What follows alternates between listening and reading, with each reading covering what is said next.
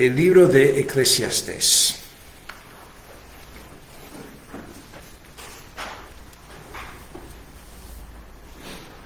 Y hoy vamos a leer los versículos 1, capítulo 1, versículos 1 al 11. Después vamos a pausar y otra vez pedir la bendición de Dios sobre este tiempo. Que nos ayude a entender un libro que hemos notado. Bueno, la semana pasada estuvimos también en Eclesiastés pensando un poco en quién fue el autor de este libro. Y en el proceso notamos que hay pasajes en este libro que a veces nos cuestan y hasta nos confunden, porque al principio parecen ser incorrectos y hasta contradecir otros pasajes bíblicos. No es así. Hay que entender lo que está diciendo Salomón en este libro, pero por eso precisamos que Dios nos ayude. Así que vamos a pedir que Dios bendiga este tiempo, que nos dé entendimiento, y no solo entendimiento, sino que nos anime, que nos motive, que seamos impulsados a responder de manera apropiada al mensaje de este libro. Padre, pedimos otra vez que bendigas este tiempo y decimos bendecir, bendigas y lo que precisamos y lo reconocemos es que nos enseñes, que veamos en tu palabra lo que tú nos digas, lo que has dicho y lo que quieres decirnos a nosotros, y también que estemos dispuestos a tomar en serio estas palabras inspiradas. Te damos gracias por las bendiciones de esta semana pasada y pedimos ahora en la semana que viene que nuestros ojos estén en ti y que nos guíes y proveas de cada necesidad. Y Padre, estamos conscientes de que ante ti, si bien nos acercamos por los méritos de Jesús y nadie más, por eso nos acercamos con confianza a tu trono de gracia, pero a la misma vez estamos conscientes de que en nuestro vivir diario, que en muchas maneras fallamos, fracasamos y pecamos contra ti. Pedimos, Padre, tu perdón y que este tiempo juntos sea parte del proceso de cumplir con lo que has prometido, de transformarnos, de cambiarnos, de santificarnos de todo y hasta glorificarnos en el día futuro cuando vuelve Jesús. Enséñanos, ayúdanos y lo pedimos en el nombre de Él, Señor Jesús. Amén. Bueno, dije que íbamos a leer y después orar, pero di vuelta y oramos, pero vamos a volver ahora a Eclesiastés 1 y vamos a leer 1 a 11. Estoy hoy leyendo de la Nueva Biblia de las Américas. Palabras del predicador, hijo de David, rey en Jerusalén. Vanidad de vanidades, dice el predicador. Vanidad de vanidades, todo es vanidad. ¿Qué provecho recibe el hombre de todo el trabajo con que se afana bajo el sol? Una generación va y otra generación viene, pero la tierra permanece para siempre. El sol sale y el sol se pone. A su lugar se apresura, de allí vuelve a salir. soplando hacia el sur y girando hacia el norte, girando y girando va el viento, y sobre sus giros el viento regresa. Todos los ríos van hacia el mar, pero el mar no se llena. Al lugar donde los ríos fluyen, allí vuelven a fluir. Todas las cosas son fatigosas. El hombre no puede expresarlas. No se sacia el ojo de ver, ni se cansa el oído de oír. Lo que fue, eso será. Y lo que se hizo, eso se hará. No hay nada nuevo bajo el sol. Hay algo de que se pueda decir, mira, esto es nuevo. Ya existía en los siglos que nos precedieron. No hay memoria de las cosas primeras, ni tampoco de las postreras que sucederán. No habrá memoria de ellas entre los que vendrán después. Palabras animadoras, al principio no. ¿Qué es el punto de todo lo que hemos leído y lo que vamos a seguir leyendo, si es que seguimos leyendo este capítulo y el resto del libro? Bueno, si volvemos a versículo 1, quiero que veamos cuál es, digo probablemente, a mi entender, el mensaje de este libro. Había otras maneras de explicar este mensaje, pero vamos a comenzar con las palabras de Salomón al principio. Digo versículo 1 porque hay un tipo de preludio ahí antes de llegar a su mensaje, y es lo que vimos la semana pasada, que estas son palabras del predicador, hijo de David, rey en Jerusalén. Si ponemos el dedo ahí en capítulo 1 y vamos a capítulo 12, veremos una sección que corresponde a 1:1. Capítulo 12, hay una sección al final de este libro que corresponde a capítulo 1, versículo 1. Versículo 1 dice, rey, palabras del predicador, hijo de David, rey en Jerusalén. El autor, ¿quién es? Se identifica. Ahora 12, 9 a 12, ahí también tenemos una parte que corresponde. Otra vez vuelve a hablar del autor humano, el predicador, versículo 9. Habla de su sabiduría, habla del hecho de que debemos tomar en serio sus palabras. No tomamos este libro como una colección de ideas erróneas, aunque sea preservadas para que aprendamos. No, son palabras de un sabio, el sabio Salomón, y debemos tomar en serio sus palabras, especialmente al pensar en él como hijo de David, que nos recuerda de otro hijo de David que está por venir, que también y de manera infinita tiene palabras de sabiduría del Señor Jesús. Pero ahí tenemos al principio y al fin palabras en cuanto al autor. Pues hay una conclusión, versículo 13 en adelante, pero notamos ese comienzo y fin, palabras en cuanto al autor. Ahora, si en capítulo 1, si bajamos un versículo, ¿qué vemos?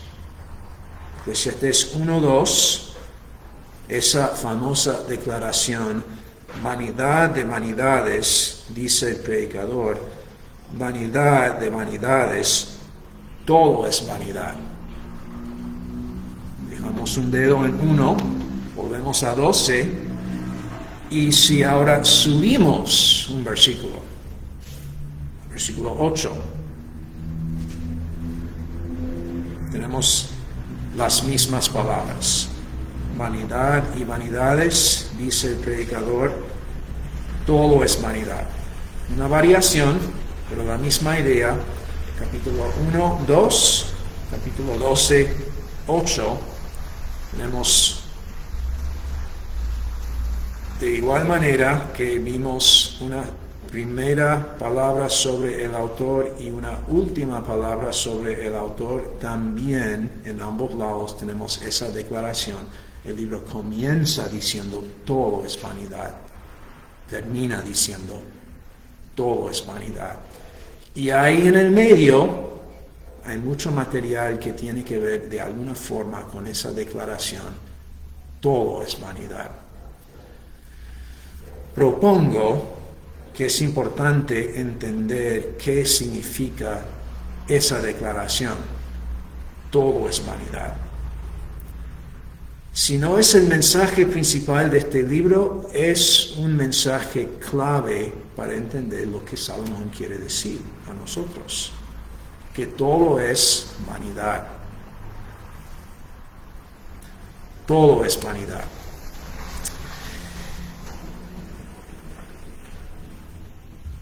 ¿Pero qué significa eso? Porque hay mucho en esta vida, y aún más como cristianos que diríamos, pero hay cosas con valor. Hay cosas con valor. ¿Qué quiere decir Salomón? Que todo es vanidad. Y es verdad que hay que explicar esto un poco, hay que pensarlo, hay que meditar un poco y leer lo que dice Salomón, llevado por el Espíritu Santo. ¿Qué dice? ¿Qué quiere decir? ¿Cuál es el significado? ¿A qué va Salomón al decir que todo es vanidad? Así que vamos a acercarnos de esta manera al tema, habiendo dicho que todo es vanidad, habiendo reconocido que es un mensaje importante en este libro. Vamos a notar dos aclaraciones tratando de acercarnos al significado de este mensaje. Dos aclaraciones y después una aplicación. Si es que todo es vanidad, ¿qué significa para mí? Primera aclaración.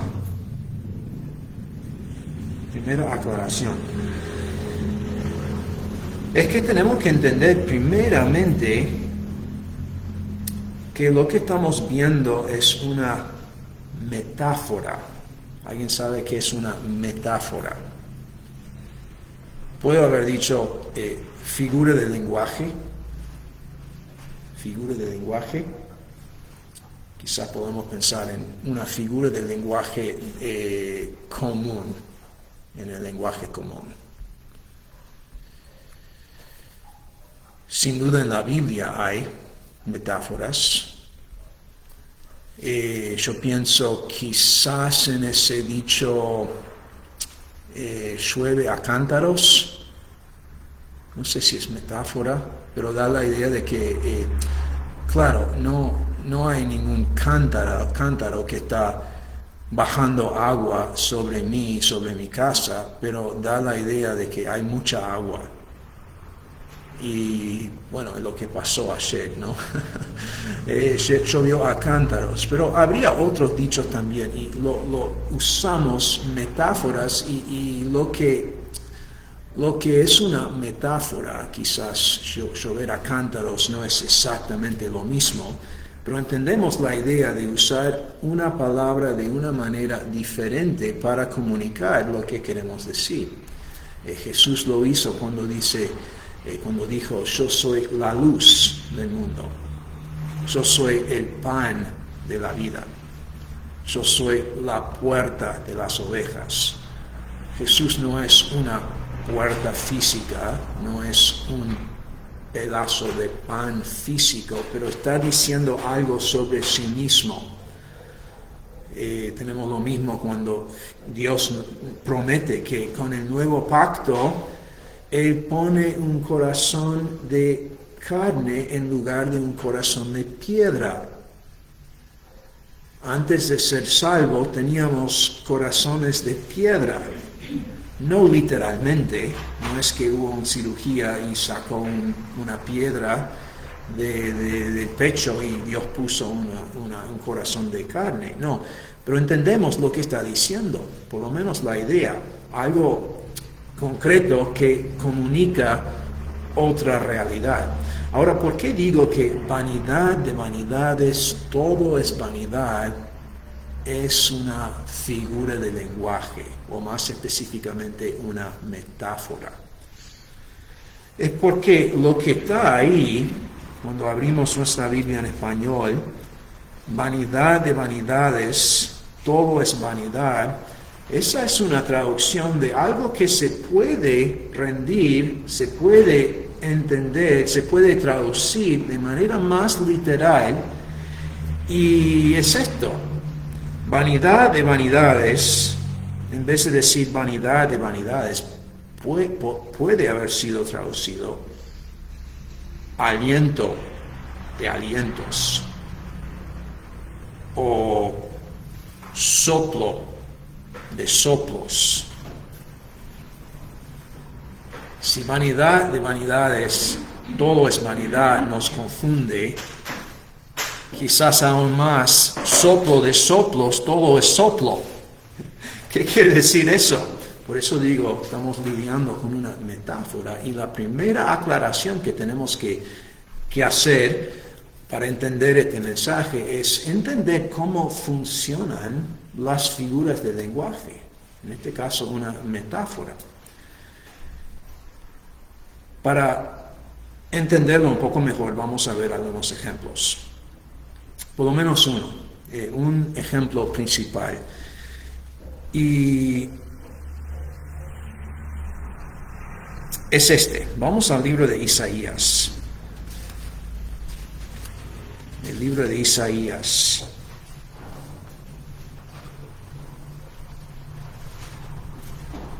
Capítulo 40, 31. Isaías 40, 31. ¿Por qué estamos yendo a Isaías? Porque hay una metáfora en Eclesiastés que queremos entender. Queremos aclarar qué es una metáfora, cómo funciona, y estamos ahora yendo a otro ejemplo, que no tiene mucho que ver con Eclesiastés, pero es otro ejemplo de otra metáfora para que entendamos un poco mejor qué es, de qué estamos hablando. Y en realidad no debemos comenzar con 31, sino vamos a comenzar con 27. Isaías 40, 27 en adelante. Y si bien este es un pequeño desvío, aclarando que es una metáfora, el mensaje que vamos a ver ahora podría ser muy animador en sí, si bien no es el mensaje principal. Pero ¿qué dice? ¿Por qué dices, Jacob, y afirmas, Israel, escondido está mi camino de Jehová, y mi derecho pasa inadvertido a mi Dios? ¿Acaso no lo sabes? ¿Es que no lo has oído? El Dios eterno, Jehová, el creador de los confines de la tierra, no se fatiga ni se cansa. Su entendimiento es inescrutable. Noten lo que dice sobre Jehová, que es el creador de los confines de la tierra. Lleva mucha fuerza crear una tierra. Nunca lo he hecho, pero estoy seguro, lleva mucha fuerza crear una tierra. Jehová lo hizo. Y es más, no se fatiga ni se cansa. Así es Dios. Su entendimiento es inescrutable. Él da fuerzas al fatigado. Otra vez, tiene fuerzas. ¿Te sientes fatigado? Sí. ¿Cómo estuvo la semana pasada? ¿Cómo se ve la semana que viene? Creo que estamos todos fatigados, y si no, va a llegar. Y al que no tiene fuerzas, aumenta el vigor. ¿Ven la idea? fuerzas, vigor. Jehová los tiene, nosotros no. Aun los mancebos se fatigan y se cansan, y los jóvenes tropiezan y vacilan. Pero los que esperan en Jehová renovarán sus fuerzas, se remontarán con alas como las águilas, correrán y no se cansarán, otra vez esa idea, caminarán y no se fatigarán. Ahora estoy enfatizando las ideas ahí de que Dios no se fatiga, Dios tiene fuerzas, nosotros no, precisamos fuerzas, para que entendamos lo que dice versículo 31, cuando dice que algunos se remontarán con alas como las águilas. Ok, ahí está una figura del lenguaje. No es técnicamente una metáfora porque tiene esa palabra como, es un símil, pero es muy parecido. Una figura de lenguaje usando términos que entendemos, en este caso un águila, las alas de un águila, para decir algo sobre lo que quiere comunicar el autor. Ahora, ¿qué dice sobre las águilas? Yo estudié en la escuela primaria y por un tiempo en liceo, en un colegio cristiano, y su mascota era el águila. El águila, éramos los Low Baptist Eagles. Y nuestro himno del colegio era este versículo, y lo cantamos. Aquellos que se esperan en Jehová, renovarán sus fuerzas, se remontarán como alas, como las águilas. Ahora, ¿por qué habla aquí de águilas? Es la idea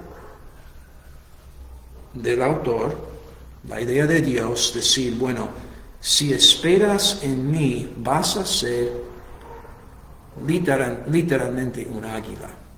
Te vas a convertir en un águila. Obviamente no. Quiere Dios decir con esta figura de lenguaje que si esperas en mí, vas a ser como un águila en todo respecto o en todo detalle. Tampoco. No está diciendo, por ejemplo, que de igual manera que un águila cuida de sus pichones, águilas tienen pichones, cuida de sus pichones, de la misma manera Dios te va a cuidar de ti. Puede haber otros versículos que dice eso, pero aquí no lo está diciendo eso. Tampoco no está diciendo, por ejemplo, que los águilas construyen sus nidos de cierta manera, o que tienen ciertos hábitos de comer, y nosotros también debemos tener esos hábitos de comer carne fresca, comida fresca, la palabra de Dios cada día. No está diciendo eso.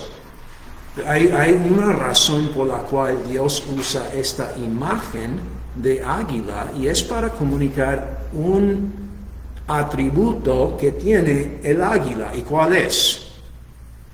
El águila es muy fuerte, muy fuerte. ¿Has visto un águila en el viento? ¿Has visto un águila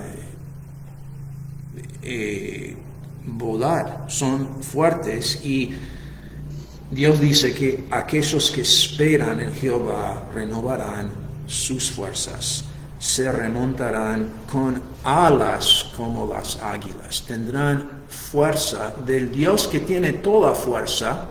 Aquellos que esperan en ese Dios, para esta semana que viene, Dios dice, remontarán con alas como las águilas. Ahora, nos fatigamos y en algún momento vamos a quedar sin fuerzas. Esta promesa no es que todo desafío que nos enfrentamos en este mundo se nos va a desaparecer si esperamos en Jehová.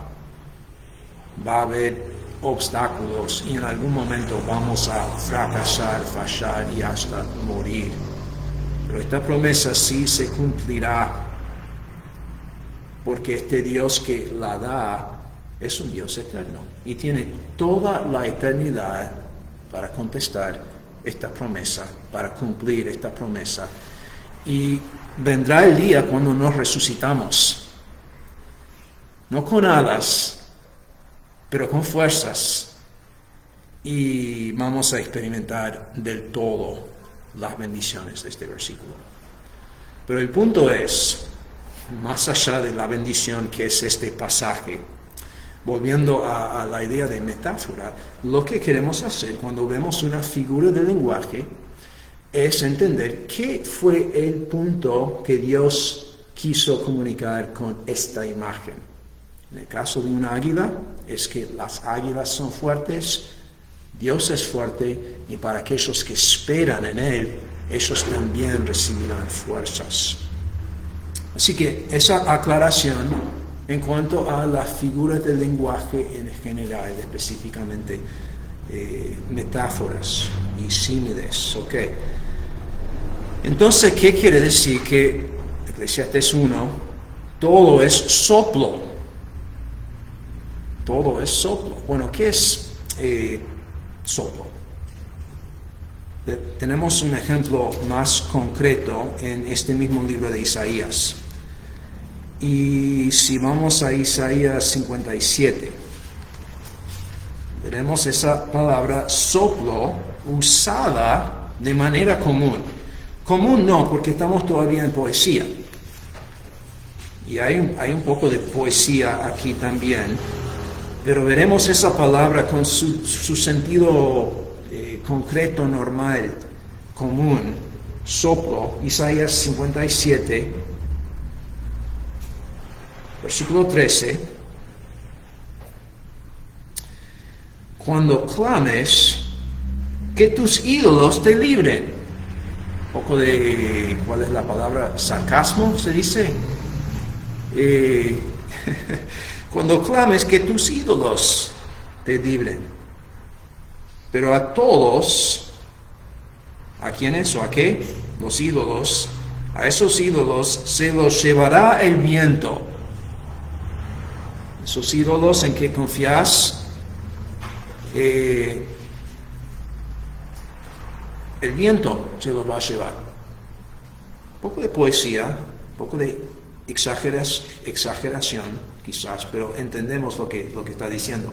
Un ídolo no es nada. El viento, esa estatua, se la lleva. Ya está, se fue el viento. Pero esa próxima línea, ahí está nuestra palabra. Un soplo los arrebatará. Son tan insignificativos esos ídolos que un mero los arrebatará. Un soplo, ahí, de aire, es todo lo que es necesario para que el ídolo se caiga. Ahí la idea.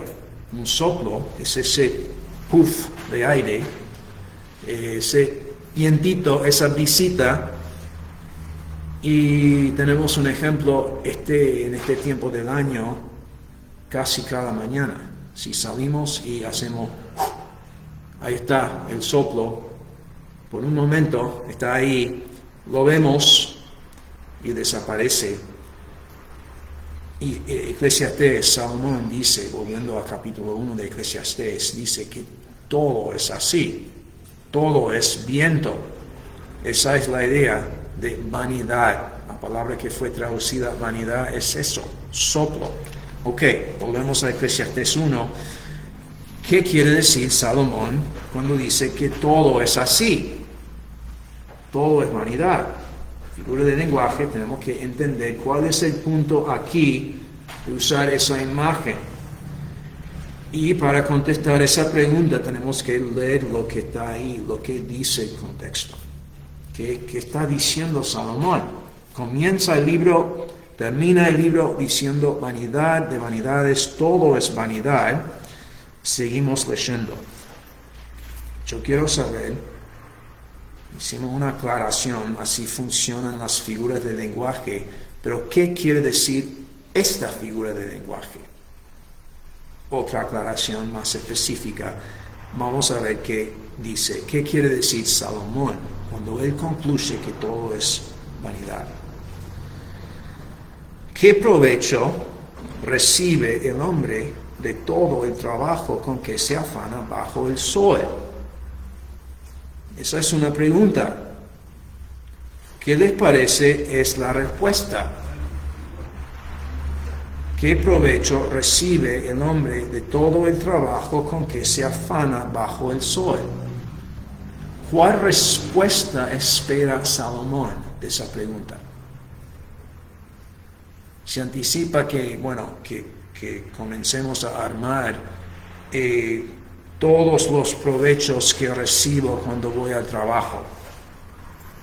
Recibo sueldo, tengo relaciones provechosas, amigables, no sé si es así en tu lugar de trabajo, pero Salomón está realmente preguntando que le digamos cuáles son los beneficios de trabajar, o está diciendo otra cosa con esa pregunta. ¿Cuál es la respuesta anticipada cuando dice qué provecho recibe el hombre de todo el trabajo con que se afana bajo el sol? La respuesta anticipada es nada. Ningún provecho. Ningún provecho. Quiero saber qué es soplo. Todo es soplo. ¿En qué sentido? Bueno, Salomón sigue su relato, su discurso y dice, todo el trabajo que hacemos es sin provecho. Es, vamos a decir, inútil, sin provecho. Soplo, vanidad, es algo que no tiene provecho. Y ese soplo que viste esta mañana o ayer quizás no tenía provecho. Estuvo un segundo, próximo segundo no estaba. No hay provecho en el trabajo. Una generación va y otra generación viene, pero la tierra permanece para siempre. ¿Okay? Otra imagen, pero explicando qué quiere decir Salomón. Yo, al escuchar ese versículo, yo pienso en lo que hoy en día podemos hacer, algo que Salomón no podía hacer.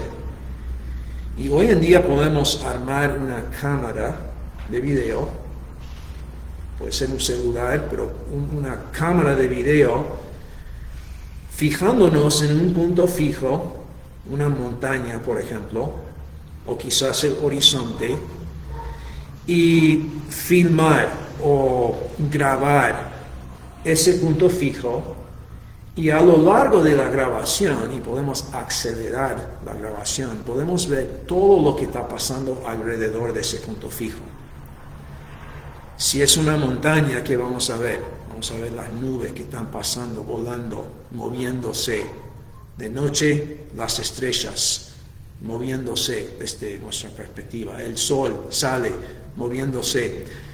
Pasan los autos, pasa la gente. Parece que están corriendo porque la grabación está acelerada. Todo está moviéndose alrededor de ese punto fijo que no se mueve.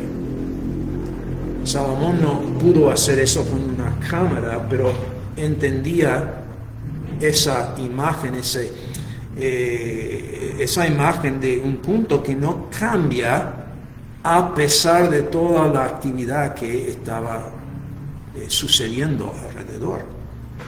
Una generación va, otra generación viene, la tierra se queda inamovible.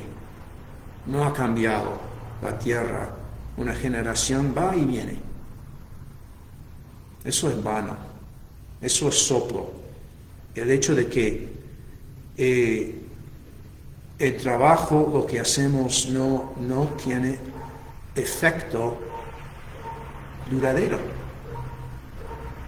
El sol sale, el sol se pone, a su lugar se apresura, de allí vuelve a salir, la tierra se queda. De nuestra perspectiva, el sol sale, se pone, sale, se pone, sale, se pone. La tierra queda. No hay provecho en todo ese movimiento, esa actividad. Soplando hacia el sur y girando hacia el norte, girando y girando va el viento. Sobre sus giros el viento regresa. Todos los ríos van hacia el mar, pero el mar no cambia. Desde nuestra perspectiva, la imagen. Okay, la imagen es, el mar se queda ahí. Los ríos fluyen, día tras día tras día. Actividad, movimiento, trabajo. No hay cambio en el mar. ¿Qué dice eso sobre mi trabajo? Me levanto, me acuesto, me esfuerzo, hago sin número de cosas, sin efecto. Si llego a esa conclusión, digo, qué vano, es un soplo, y no solo es que todo lo que hago no tiene permanencia, pero miren lo que dice. Todas las cosas, si es así, todas las cosas son muy fatigosas. No solo me canso físicamente, pero, ¿cómo se dice? Anímicamente. Si sé que el trabajo que tengo que hacer y rehacer y volver a hacer, cada día vuelvo al trabajo, no hay cambio, no hay efecto, no solo me fatigo físicamente, sino me desanimo. ¿Por qué estoy haciendo esto? Todas las cosas son fatigosas, el hombre no puede expresarlas. No se sacia el ojo de ver, ni se cansa el oído de oír. El trabajo no tiene efecto duradero, eso me da fatiga, todas las cosas son fatigosas y no satisfacen. Un soplo, así es el soplo, el aliento, no satisface, no tiene efecto duradero, se repite, pero sin algo permanente que resulta. Y se repite, lo que fue, eso será, y lo que se hizo, eso se hará. No hay nada nuevo bajo el sol. Y ahora si lo que experimentamos en la vida tiene provecho, si es divertido, o si da gozo, o si da algún provecho, quizás no nos molesta que sea repetido. Volvemos como en Parque Rodó, volvemos a disfrutar otra vez el gusanito loco. Tan divertido. Pero si no tiene valor y no me da gozo, entonces, ¿por qué lo hago? Todo repetido, todo sin satisfacción y todo olvidado. Hay algo de que se puede decir, mira, esto es nuevo, ya existía en los siglos que nos precedieron. No hay memoria de las cosas primeras, ni tampoco de las postreras que sucederán. No habrá memoria de ellas entre los que vendrán después. Un cuadro bastante desanimador. Y podemos entender al examinar esas líneas un poco mejor qué quiere decir Salomón cuando usa esa figura de soplo. Algo que no tiene sustancia, no satisface. No queremos meter sin número de significados en esa imagen, pero en el contexto esas ideas están. Y podemos entender con esa imagen de soplo, algo que no satisface, se olvida, no tiene sustancia. Y eso es triste. Es triste pensar en el hecho de que en 100 años nadie se va a acordar de mí. Todo lo que hago, y el mundo, quizás algunos se acuerdan de mí, no mucho. Me acuerdo del año pasado, nos contaron los hermanos que fueron a visitar un museo aquí en Montevideo y vieron la historia de presidentes. ¿Puedes nombrar los presidentes de la República? Todos. ¿Y qué sabes de esos presidentes? En mi país estamos a 45 presidentes que hemos tenido. 47. Con algunos repetidos, 47. 47. ¿Qué sabemos de esos presidentes? Presidentes de repúblicas, de países, gobernando 1.000 millones de personas. Sí, 1.000 millones de personas. ¿Cuánta gente gobernaron? Muchas personas gobernaron, millones de personas gobernaron.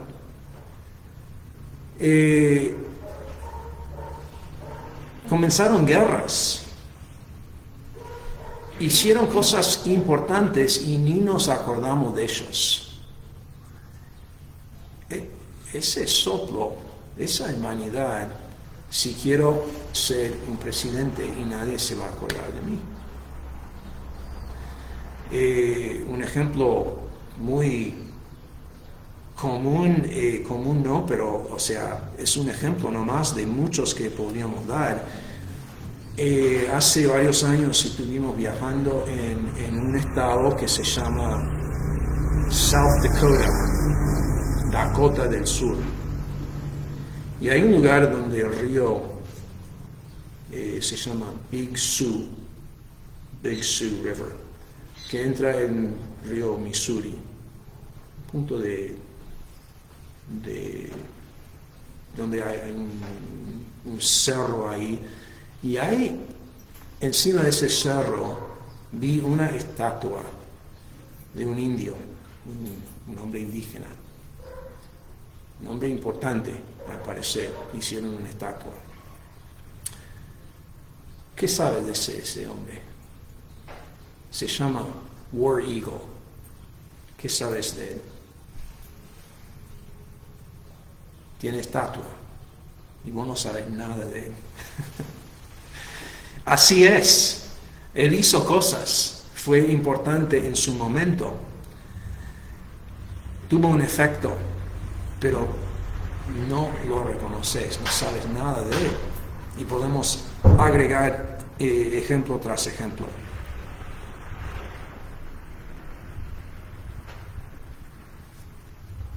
¿Por qué aclarar eso? ¿Por qué pensar en un cuadro tan desanimador, que todo lo que hago no tiene valor? Salomón tiene un propósito en decir todo esto, y no es para desanimarnos, es para que lleguemos a una aplicación sabia. Si la vida es así, es la vida así, estamos convencidos de eso. Entendemos que Salomón no está diciendo todo. Hay otras cosas que puede haber dicho, pero está enfocando en una verdad. A veces decimos la vida es guerra. Para el cristiano la vida es guerra. Es nada menos que guerra. Gracias a Dios es más que guerra. Hay mucho lindo en la vida, pero nada, no es menos que guerra para el cristiano. Porque Salomón está diciendo algo parecido. Puede haber dicho otras cosas y va a decir otras cosas. Va a decir que el trabajo es un regalo de Dios. Es bueno. Y hay dones de Dios que disfrutamos. Pero esos dones en sí son un soplo. Ese trabajo tan supuestamente tan importante se va a olvidar. No va a durar. Si pongo mis afectos sobre ese trabajo o cualquier otra cosa, voy a llegar a ser desanimado, desatisfecho y no encontrar valor en esa cosa. Entonces, ¿cuál sería entonces la aplicación sabia de esta verdad? Bueno, ahora volvemos a Eclesiastés 12 para ver la conclusión. A veces está bien leer la conclusión de un libro antes de leer todo el libro. Nos va a ayudar. Lo que Salomón nos dice es verdad. Si valoro demasiado aún un buen don de Dios, voy a estar desatisfecho. No debo recibir el don de Dios, sea de trabajo o cualquier otra cosa, y valorarlo demasiado y no valorar el que me lo regaló. Ese es el punto. Es el punto que vimos en esos pasajes en Isaías también. En un pasaje, ¿se acuerdan? Había ídolos. La gente confía en ídolos. Los ídolos se van así, con el viento. No pueden dar lo que prometen. En el otro pasaje, es Dios quien da las fuerzas. Las otras opciones no pueden. Es Dios quien puede dar fuerzas y alas como águilas. Bueno, ese es el enfoque. Y concluye de esta manera. La conclusión, versículo 13, cuando todo se ha oído, es este: teme a alguien. Esa persona da regalos, da dones, da bendiciones.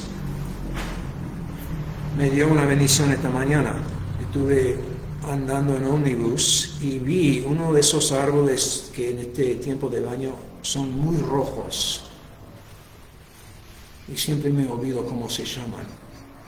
Pero saben a cuáles me refiero. Bien rojos.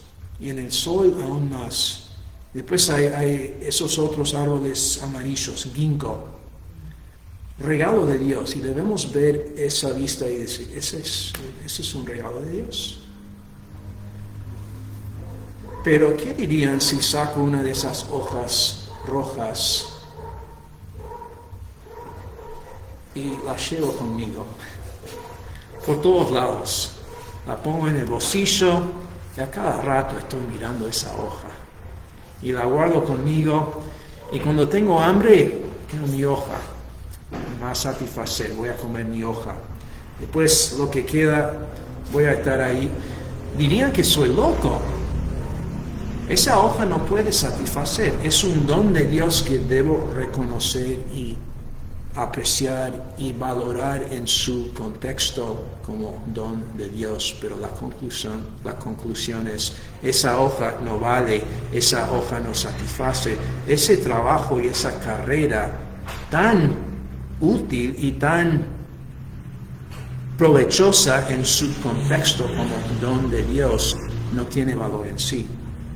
La conclusión es: teme a Dios y guarda sus mandamientos, porque esto concierne a toda persona.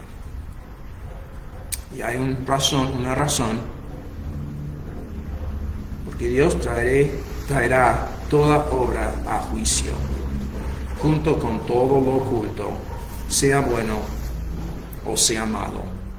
Por eso, teme a Dios, guarda sus mandamientos. Esa aplicación sabia, esa conclusión, por un lado, nos destruye, porque como seres humanos no lo hemos hecho. Viene un juicio y no hemos temido a Dios. No hemos guardado sus mandamientos. Es un mensaje que da miedo y debe dar miedo. Y es parte del mensaje que nos lleva a Cristo, quien sí cumplió. No puso sus afectos en las cosas buenas, pero vanas, sino cumplió con todos los mandamientos de Dios, y por eso pudo ser el sacrificio para nosotros que no hemos cumplido sus mandamientos, que hemos guardado nuestras hojas y pretendido ser grandes personas, como que fuera en sí algo que nos iba a satisfacer. Hemos fallado, pero Cristo no. y gracias a Él podemos tener perdón por su sacrificio en nuestro lugar. Pero como cristianos, obviamente, es el enfoque que debemos tener. No menospreciando los regalos de Dios, al contrario, Salomón nos va a decir que disfrutemos lo que comemos, lo que vamos a comer hoy. Disfrutemos el trabajo, son regalos de Dios, pero no son Dios. Son bendiciones de un dador, pero no son el dador. Teme a Dios, confiemos en Dios, elijamos a Dios, nos gocémonos,